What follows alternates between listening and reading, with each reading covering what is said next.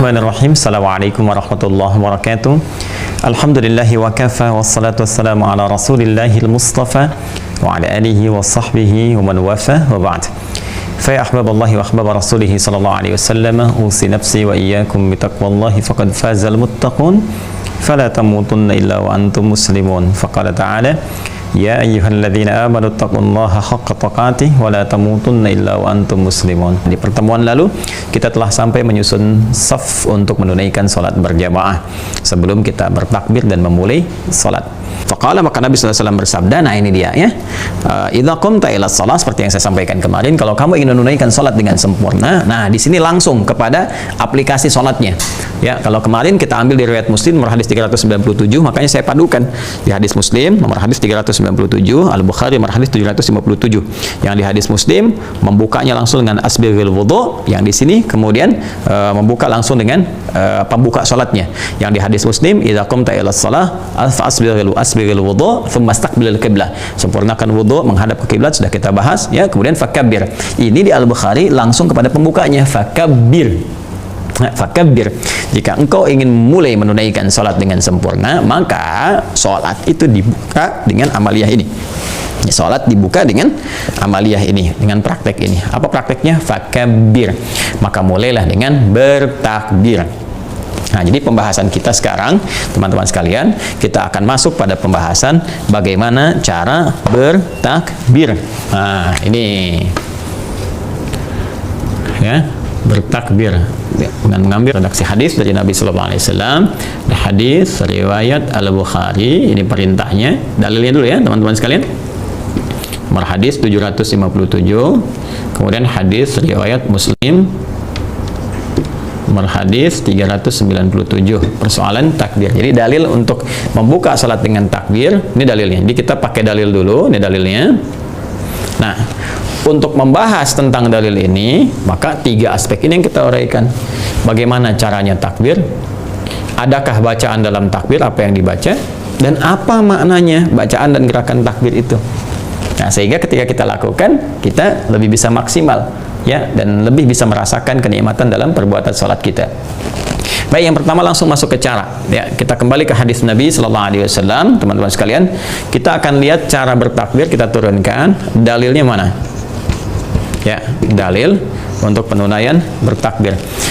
Seperti biasa, saya ingin tunjukkan dulu sedikit kalau kita ingin mencari tentang praktikal ibadah ya, praktikal hal-hal yang terkait dengan fikih khususnya, maka kitab sunan itu lebih detail dan lebih terukur serta lebih sistematis, karena memang kitab sunan ini adalah kitab-kitab hadis yang urutannya disusun berdasarkan permasalahan fikih ya. Maka saya sering mengatakan untuk kita mengambil referensi misalnya Sunan Abu Daud ya, nih di Sunan Abu Daud teman-teman sekalian, ini salah satu contoh. Sebenarnya ada juga di Sunan An-Nasai misalnya, Sunan Ibnu Majah, tapi ini cukup sistematis ya. Ada kita Sunan An-Nasai ada, Ibnu Majah juga ada, cuman saya dahulukan yang ini untuk memudahkan pembahasan kita supaya lebih spesifik ya. Nah, ini diantaranya cara bertakbir kita akan temukan di Sunan Abu Daud nomor hadis 721 ya. Insya Allah saya karena sering juga bahas, jadi masih ada ingat-ingat ya. Bismillahirrahmanirrahim, nomor hadis 721. Kita bisa langsung lihat di sini 721. Nah, ini dia. Nah, ini ya. 721. Nah, teman-teman sekalian. Bismillah, kita tunjukkan ini ya. Ya. Di sebelah kiri posisinya sini ya. Nomor hadis yang ke-721, babnya yang ke-118 ya.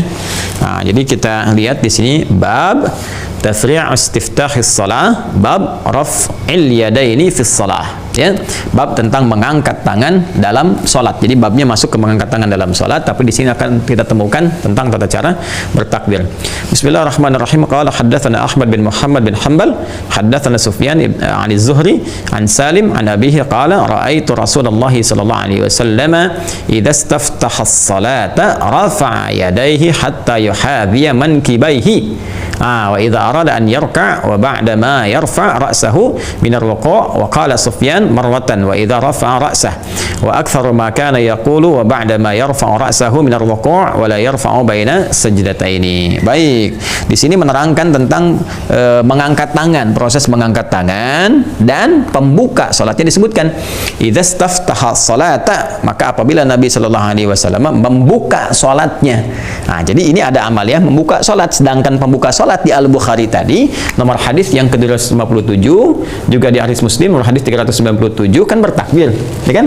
Cara bertakbir bagaimana? Disebutkan di hadis riwayat Abu Daud, ya, di Sunan Abu Daud nomor hadis 721 bahwa cara beliau membuka salatnya idza staftaha salata, jika membuka salatnya yarfa'u yadaihi, beliau mengangkat kemudian tangannya, ya, kedua tangannya hadwaman kibaihi, bermakna sejajar dengan bahunya. Ini redaksi yang pertama, ya, redaksi yang pertama. Jadi cara yang pertama teman-teman sekalian, jadi kita mengangkat nih tangan. Ingat ya, saya sering sampaikan kepada teman-teman sekalian, kalau menyebutkan tangan, ya batasannya kan kita tahu, lah saya terangkan di awal kan, dari sini sampai dengan sini, ya, dari sini sampai dengan sini. Tapi nanti spesifik dalam bacaan-bacaan, nanti dalam praktek-praktek, termasuk nanti saat menunaikan sholat, ditunjukkan dengan jelas bagaimana caranya.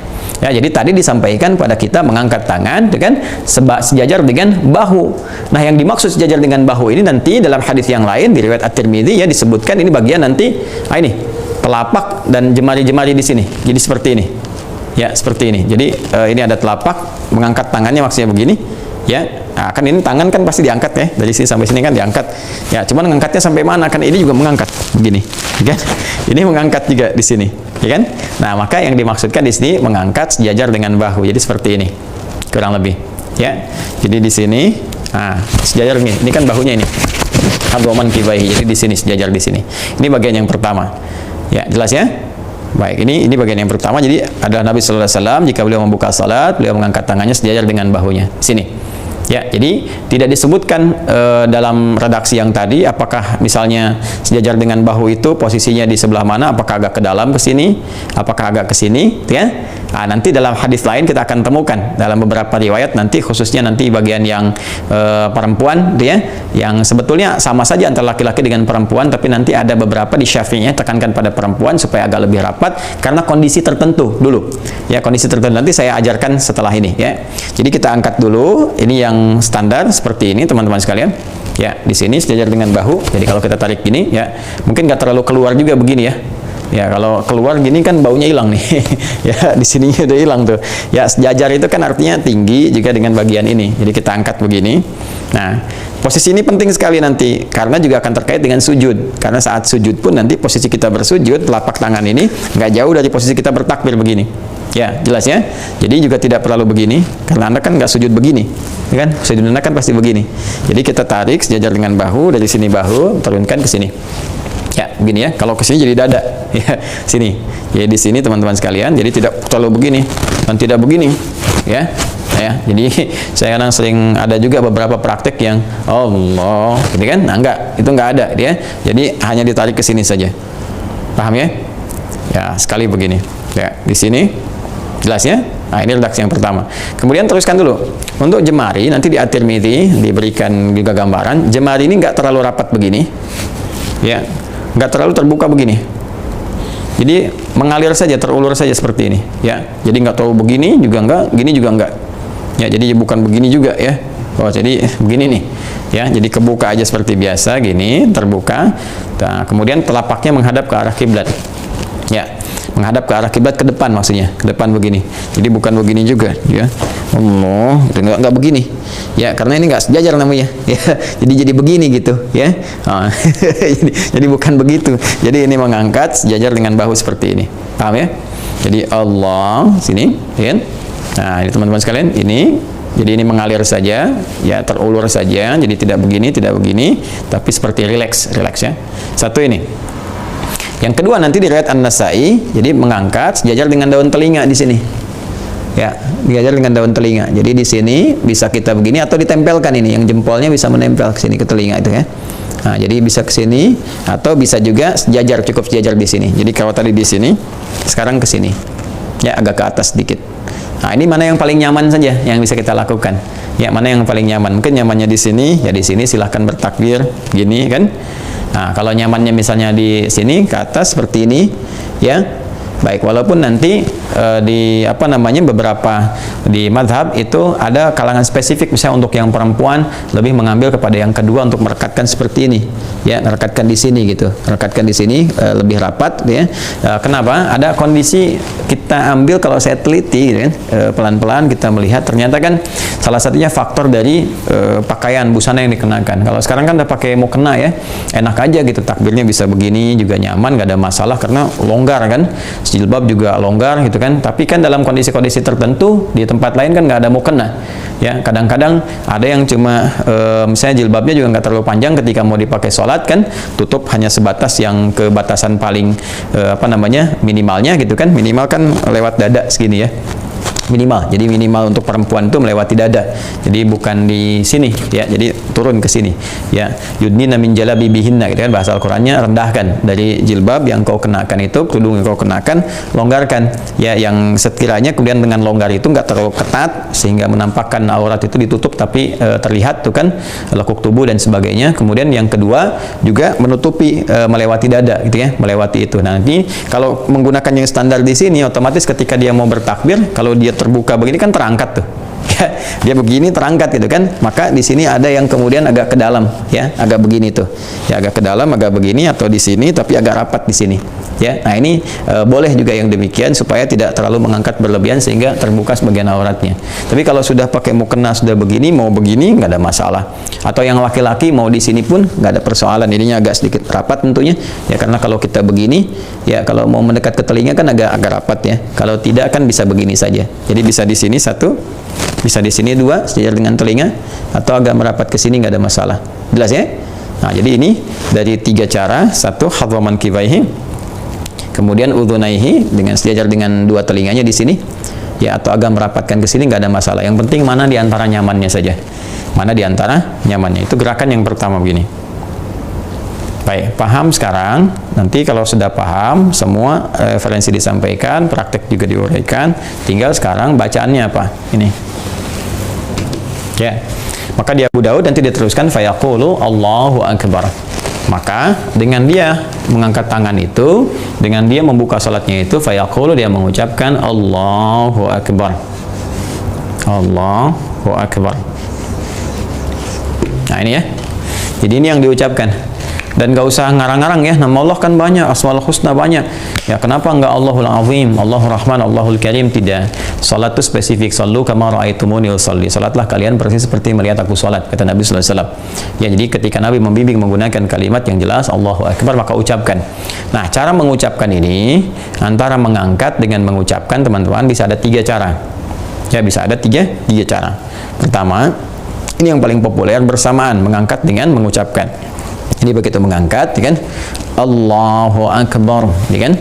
Jadi Allahu Akbar, ya kan? Bisa bersamaan, bisa mengangkat dulu, gini, ya. Kemudian nanti meletakkan, setelah itu dia berucap Allahu Akbar, boleh, ya boleh. Kemudian yang ketiga, dia mengucapkan dulu Allahu Akbar, ya. Jadi bisa 3 cara ya. Jadi yang pertama bersamaan Allahu Akbar, ya. Misal ulangi lagi Allahu Akbar, ya. Kemudian yang kedua dia mengangkat dulu, ya kan? Lalu dia mengucapkan Allahu Akbar. Jelas? Yang ketiga dia mengucapkan dulu Allahu Akbar. Ya. Jelas ya? Nah, ini 3 ini mana yang paling memudahkan? Kenapa ini penting disampaikan? Kalau sholat sendirian, mungkin kita terbiasa, biasa saja kita sambil ngangkat, sambil kemudian mengucapkan. Tapi kalau kita sholat berjamaah, ucapan itu paling penting. Karena ini akan menentukan, khususnya dari imam, sebagai instruksi. Ya, sebagai instruksi ke makmum. Jadi, apa yang diucapkan imam, itu yang kemudian menjadi penanda makmum untuk memulai gerakan atau perpindahan. Ya, jadi dalam takbir pertama nanti ketika dibuka Allahu Akbar itu membuka sholat, makmum ikut. Makmum nggak akan lihat gerakan imam, makmum mendengarkan apa yang disampaikan oleh imam. Ya, jadi dari gerakan imam ini akan didukung nanti support perpindahannya dengan bacaan. Makanya nanti setelah takbiratul ihram, ya, untuk perpindahan, isyarat perpindahan ke ruku', perpindahan kemudian dari situ ke i'tidal, ya, nanti demikian seterusnya, itu perpindahan dalam bahasa Arab disebut intiqal. Maka ada takbir disebut takbir intiqal. Makmum nggak bisa lihat gerakan imam, dia harus dengar bacaannya. Jadi begitu imam misalnya Allahu Akbar terdengar kemudian ke makmum, makmum bergerak. Ya, saat pertama mungkin masih bisa melihat gerakan imam, saat belakang gimana? Ya kan? Ya, jadi bacaan itu yang penting untuk terdengar ke belakang. Karena itu pentingnya bagi makmum untuk mengikuti kemudian gerakan imam setelah ada instruksi dari imam dengan menggunakan kalimat takbir. Allahu Akbar terdengar, baru kemudian dimulai Allahu Akbar. Pindah Allahu Akbar, baru pindah. Ya, jangan sampai nanti imam walaupun imam ruku tapi belum mengucapkan takbir, nanti pas bab ruku makmum ikutan ruku, itu bisa nggak benar. Ya, makanya kenapa pentingnya kadang-kadang ada 3 tadi hal, karena begini, bisa saja misalnya imamnya agak lemah atau misalnya sudah sepuh, makmum di belakang masih muda, maka kalau dia misalnya bersamaan Allahu Akbar, dianya belum ruku, di belakang udah ruku duluan saking semangatnya. Ya, tapi kalau dia bisa mengambil misalnya bagian yang tadi, dia gerakan duluan, sudah begini, dia ucapkan Allahu Akbar, ya kan? Dia baca, belakang baru turun, jadi pas mengikuti. Ya, nanti pas intikal kita sampaikan. Nah, ini penting di awal saya utarakan untuk menekankan bahwa pengucapan atau bacaan ini menjadi penanda khususnya bagi imam untuk makmumnya di belakang. Jelas ya? Nah, ini bacaan yang kita bacakan teman-teman sekalian. Dan esensi dari ini, saya akan cepat saja. Esensi dari bacaan ini, Allahu Akbar, ini yang sebetulnya penting kita hadirkan dalam jiwa kita. Ya, dan ini nanti ada korelasinya antara bacaan dengan gerakan, dengan cara. Ini nyambung dua-duanya. Nyambung. Nah, kita kan dalam sholat itu, teman-teman sekalian, ingat ya rumusnya kan? Rumusnya ingat betul bahwa saat kita memulai sholat, masih ingat cara khusyuk dalam sholat? Di awal saya terangkan, kan? Kita merasakan akan menghadap kepada Allah. Mungkin sholat yang terakhir yang kita lakukan, pakaian kita kenakan yang terbaik yang bisa kita lakukan, wudhu yang sempurna, kita taubat kepada Allah, ini kan? Lalu tiba kemudian kita menghadap Allah, kita hadirkan perasaan kita menghadap, kan? Kita sedang menghadap dengan baik kepada Zat yang menciptakan kita, kepada Tuhan kita, Rabb kita, Masya Allah, la ilaha illa huwa, Allahu ahad, Allahu samad. Lalu ketika kita kemudian bertakbir, kita mengucapkan Allahu Akbar, itu teman-teman sekalian diucapkan oleh lisan. Ini rumusnya. Ingat Quran Surah 29 ayat 45, baca, pahami, amalkan. Rumusnya 3. Baca, setiap bacaan itu baca oleh lisan, terjemahkan oleh pikiran, dan maknai oleh hati. Maknai oleh hati. Jadi begitu kita mengucapkan Allahu Akbar, kita harus tahu artinya. Pikiran menerjemahkan Allah Maha Besar, itu artinya. Hati meresapi, ya Allah, aku menetapkan sekarang Kau yang Maha Besar. Namun aku mohon ampun kepadamu ya Allah, dalam hidup ini terkadang aku selalu membawa kebesaran dalam diriku, sombong terhadap orang lain, merasa yang lebih hebat, merasa yang lebih sempurna, ya Allah, gitu kan? Nah, kita membawa suasana itu dalam jiwa kita. Jadi di pikiran kita menerjemahkan. Kenapa penting terjemahan itu ada? Supaya pikiran kita nggak dimainkan setan. Sebab nanti ada setan menggoda khusus orang sholat, ya, namanya khanzab, ada yang menyebut dengan khinzib. Jadi dalam hadis disebutkan jika Anda sudah mulai bertakbir, nih sebelum takbir tuh kita bisa siap fokus begini. Tapi begitu Anda takbir, ketika Anda mulai bertakbir, fayaqulu syaitanu, maka setan ini mulai bertugas. Ya, dinasnya khusus saat sholat, menggoda orang sholat. Fayaqulu syaitanu, maka dia berkata kepada orang sholat ini, udhkur kada, ingat ini ya, ingat itu ya. Ya, sehingga wajar ketika orang mulai bertakbir kalau dia tidak mencoba memahami, menerjemahkan apa yang dia baca, merasakan apa yang dia lakukan, itu wajar begitu dia takbir Allahu Akbar, lisannya Allahu Akbar, tapi setan mengacaukan pikirannya sehingga handphone hu akbar, ya, pekerjaan hu akbar, TV hu akbar, ya, cemilan hu akbar dan sebagainya, uang hu akbar, ya, sehingga ada orang yang sengaja membatalkan sholat untuk hanya menjawab telepon. Ya Allahu Akbar, tang ting tung ting tang ting tung tang ting tung ting tang ting tung, angkat dulu, ya, batalin, jawab, ya, dan sebagainya. Maka orang-orang yang ingin khusyuk dalam sholat nggak akan begitu, dia akan pastikan handphonenya silent atau dia matikan terlebih dahulu. Ya, karena sekarang kita akan menghadap yang lebih hebat, lebih agung dibandingkan pekerjaan kita, bahkan diri kita sendiri. Karena itu kita siapkan, kita katakan Allahu Akbar. Ya Allah Maha Besar, kemudian rasakan di jiwa kita, ya Allah, aku mengatakan berkomitmen Kau yang paling hebat, Kau yang paling agung, aku mohon ampun ya Allah dalam hidup ini selalu merasa besar terhadap orang lain, sombong terhadap orang lain, merasa yang lebih angkuh, merasa yang lebih hebat, merasa yang lebih tinggi ilmu, tinggi kedudukan dibanding orang. Makanya nanti ini nyambung ke doa iftitah. Ketika ini sudah mulai hadir, kita merasa banyak salah, kita bertobat dengan mengatakan Allahumma ba'id, ya, atau nanti yang wajah itu dan seterusnya. Nanti kita akan bahas ke sana. Nah, bersamaan dengan itu tangannya diangkat seperti ini, ya seakan memasrahkan diri sepenuhnya kepada Allah Subhanahu wa taala dengan membuang semua urusan dunia ke belakang. Nah, jadi kalau kita sudah mulai bertakbir, buang urusan dunia ke belakang. Pasrahkan semua kepada Allah. Makanya takbirnya disebut dengan takbiratul ihram. Ya, takbiratul ihram dari ahrama yuhrimu. Ya, takbiratul ihram. Ini dia. Dari kata ahrama yuhrimu. Ini dari kata ahrama yuhrimu. Bukan ahrama ya, kalau pakai ha nanti piramid itu artinya. Ahrama yuhrimu. Ahrama itu sesuatu yang mengharamkan, yang melarang, tidak membolehkan, harus ditanggalkan. Kenapa takbirnya disebut ihram? Sebagai sifat larangan. Jadi kalau sudah bertakbir, tangan diangkat, dilarang membawa segala hal yang tidak terkait dengan sholat. Dilarang membawa semua urusan dunia, semua urusannya bawa yang terkait dengan urusan akhirat kepada Allah. Kalaupun mau bawa di dalam konteks dunia, bawa dalam konteks penghambaan kita kepada Allah, untuk bermohon, ya, untuk berdoa dan sebagainya. Jadi buang urusan-urusan yang nggak penting, yang tidak terkait dengan sholat ke belakang. Tanggalkan, dilarang dibawa dalam sholat. Ini mananya. Makanya tangan kita bergerak begini, pasrah kepada Allah, buang semua urusan yang nggak terkait dengan sholat ke belakang. Haram dibawa dalam sholat, ya. Maka ihram, takbir yang mengharamkan segala yang tidak terkait dengan sholat, semua aktivitas tinggalkan, tanggalkan, dan fokuskan diri kita khusyuk kepada Allah Subhanahu wa taala. Jelas ya? Nah, pertanyaannya, apakah dengan kita mengangkat begini otomatis langsung kemudian seorang bisa khusyuk? Setelah mengangkat ini, apakah tangan di sini aja sampai selesai? Atau diturunkan, disimpan? Kalau nyimpan bagaimana? Di mana disimpannya? Apakah di sini, ataukah di sini, atau di sini? Apakah begini, atau begini, atau begini, atau begini? Kan? Nah, mana di antara itu yang dibenarkan sesuai petunjuk dengan hadis-hadis Nabi dan petunjuk Rasulullah SAW? Jadikan acuan. Haddatsana qala Abu Taubah haddatsana Al-Haytham ya'ni Abi Humaid an Thawr an Sulaiman ibn Musa an Tawus qala kana Rasulullah sallallahu alaihi wasallam yada'u yadahu al-yumna ala yadihi al-yusra thumma yashuddu bainahuma ala sadrihi wa huwa fi shalah wa huwa fi salah. Nah, jadi teman-teman sekalian, di sini kalau kita teruskan, nanti kita juga bisa ambil dari yang An-Nasai, hadis riwayat Muslim, nanti untuk mempersingkat saja, untuk mempercepat supaya apa yang kita sampaikan singkat kultum dalam menjelang buka ini bisa lebih efektif. Jadi nanti secara singkat ada 3 bagian yang bisa kita letakkan dalam konteks kita bertakbir, ya, untuk meletakkan tangan. Jadi yang pertama begini, sudah diangkat. Pertama meletakkan ini, teman-teman sekalian, telapak yang ini di punggung yang kiri, telapak yang kanan di punggung yang kiri begini. Ya, jelas ya? Satu. Kemudian yang kedua, rusghun ala rusgin. Rusghun ala rusgin. Ini pergelangan ini di pergelangan yang ini. Jadi mengangkat ini pergelangan ke sini. Jelas ya? Nah, tapi langsung ya, jangan diukur dulu misalnya Allah. Tidak ya. Jadi langsung ya Allahu Akbar ini, ya. Nah, yang ketiga sa'id. Sa'id itu di sini, ya, nggak sampai ke sini. Kalau sini mirfak, ya, di sini. Nah, antara ini sampai dengan ke sini, ya. Jadi begini, dilebihkan sedikit lah, paling gampang. Jadi telapak ini letakkan di sini, paling gampang di sini, dan nggak nyampe ke sini. Justru ini nanti ada riwayat mengatakan dikecam. Nabi tidak menyukai orang sholat dengan seperti orang sombong dalam bertakbir. Yang dimaksud sombong itu ada yang menafsirkan meletakkan telapaknya di siku begini. Ya, seperti ngawasin proyek kan begini.